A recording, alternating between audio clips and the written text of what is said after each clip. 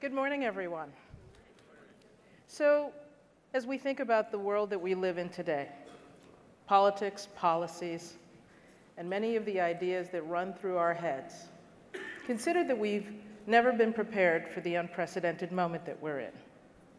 The authenticity that's called for is largely about a place where we all belong, a space where we get to be ourselves. I happen to be the product of a Cuban dad who is a physician and arrived at Newark Airport in 1951 with $10 in his pocket to begin an internship at New York University Medical School. My mom came to the United States mainland from Puerto Rico when she was just about to turn 10 years old. I am the child of immigrants, and in many ways, that immigrant story belongs to each and every one of us. Growing up in New York City, I lived in Queens, New York, land of Spider-Man, the New York Mets, and a place where back in the late 60s, early 70s was largely suburban. Going downtown meant going to Manhattan. That was the city. And at 16, I had the privilege of going to Harvard. Before I was 17, I was out of Harvard. So something I get to share in common with Mark Zuckerberg and with Bill Gates is being a Harvard dropout, although I wish my bank account looked a lot more like theirs. Now, this journey of diversity, inclusion, and belonging, which is the work that I hope to share with you, is something that certainly has been inherently personal for me. But I want you to consider for the moment how many of you may have siblings, and how many of you have siblings that you're actually biologically related to. You share DNA. And I want you to think about holidays that have been spent with close family members that you are biologically related to, and the times when you've wondered how you could possibly be members of the same family. I say that because the term diversity often evokes this sense of different, someone who is other than we are. Diversity has often been co-opted as code for women, underrepresented minorities, sexual orientation and gender identity, religion, politics even. And yet the reality is we're the other. It doesn't reside in a different being. It resides in our own families. It resides in our own lives. By the time I was in my mid-20s, there were things that I recognized and grappled with. Being a Latina woman who's Black, who's lesbian. I'm different. And so are you. Each of us is uniquely different in our own way. And in this work of diversity, inclusion, and belonging, while I have the privilege of doing this in the corporate environment, in many ways, you are my counterparts. You are creating cities and towns, communities that seek to be revitalized, seek to grow, seek to thrive. And diversity, in fact, is a growth story. It's the engine that powers the ability to innovate and to create, and to have a space where ideally each of us belongs. Diversity is biography. It isn't all those lists of things that make us uniquely different. It's our stories. It's a narrative. It's a purpose that exists in our lives, not only in the past, but in the present and in the future. And it adapts to the changes of our lives, much like our cities ideally do, and certainly our companies must in order to survive. Diversity is a natural aspect of life, and it's everywhere we look in the world. Inclusion is something that is necessary, but not sufficient for the environment that we're in. It's an invitation to be here, whether it's the invitation to the individual who has completed their education and begins their new role in another city or community, thus relocating. It's an invitation for that new opportunity to sit at the table and lend your opinions, your points of view, your perspectives to others. And certainly when we think about that invitation, wouldn't we all like to be invited to the dance? In fact, many of us went to high schools waiting for that invitation to go to the prom. And when you get to the prom, ideally you get invited to dance with a person at the prom. But consider, imagine that your date comes from a different community, a different environment, a different way of life. The music they listen to is different from the music you listen to. You've been invited to the prom. You're asked to dance, but it's not the dance you grew up doing. What would it look like in a world where your music gets played as well?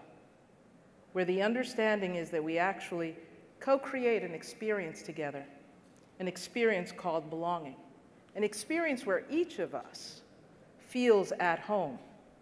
And it's not only my home, but in reality, it's this context of how we're creating our home everywhere we go and everywhere we live.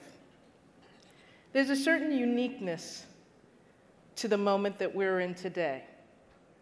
In the work that I'm engaged in, I look at ways to create an environment where people thrive. In fact, I work for a company called LinkedIn, where our vision is to connect the world's professionals to economic opportunity and to have them realize their full potential through an economic graph that we are building in partnership with cities, with companies, where we build a digital map of all of the opportunities and skills that exist in a community. And this partnership exists in South Africa, in places like Phoenix, Arizona, and in other towns, hopefully in your cities and towns soon to come as well. But imagine for a moment, the career that I have today is not the one that I was prepared for. In fact, my job didn't exist when I went to school.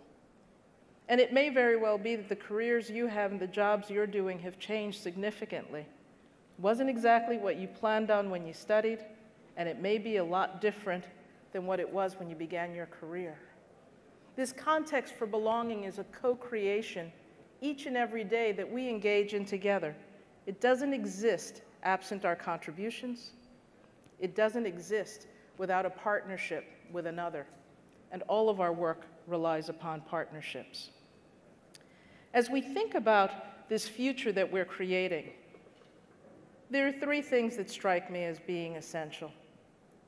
My career has been given through the willingness and the desire to learn new things, meet different people, and engage in an environment very distinct from what I may have grown up in. I've lived in 7 different cities around the world. And I recognize that if we think about today's work environment, the 9-to-5 work environment, we almost have to slay that concept, because it was a work environment created more than 70 years ago, largely invented post-World War II for a group of individuals who, returning from the war, had the opportunity to gain greater education. In the United States, it was the GI Bill that provided for college degrees in unprecedented numbers. And what we saw were men leaving farms and manufacturing floors and going to work in corporate environments and service industries. And so I found myself asking, why 9 to 5? Well, for a man in the late 1940s or early 50s, 9 o'clock was right after breakfast, and 5 o'clock was just before dinner. Not a context created for today's working woman. More than half of the world's workforce is female. Who would think to start at 9 a.m. when you're the primary breadwinner and the primary caregiver of your family? When you have children to drop off at daycare and children to pick up at the end of the day from daycare, and you're trying to get it all done and get your work done as well. Today's modern environment is not only expanded by the technology that gives us a community, but it's expanded by the capabilities that make our workday real-time, all the time, 7 days a week, frequently. And the ability to achieve that balance that's so necessary in the world that we're a part of really hinges upon not only the work we do, but where we live. How does today's downtown become the analog complement to my digital world? How does today's city provide for me an experience that I'm not going to find on a platform like Facebook or Instagram or even on LinkedIn, where we take pride in connecting more than 500 million of the world's professionals? I think the answer lies with you, with each of you, who through your leadership are in fact the modern day diversity, inclusion, and belonging leaders of your communities, of your towns, of your cities. You're the detectives, the anthropological architects of opportunity that bring people together, but create spaces for that community to thrive. Creating an opportunity for a life well lived to look like a space for social entrepreneurs and artists and business people and athletes and musicians and creators of experiences that we all yearn to have. Today's modern environment no longer can rely upon our growing up in a city and remaining in that city through the entire journey of our lives. We're going to work in a different place, and we're going to meet our partners and significant others and spouses in a different world. We're going to gain education not only through formal study, but through conversations with each other where we have the opportunity to experience new worlds, new cultures, new commands, and new opportunities for developing and building something new.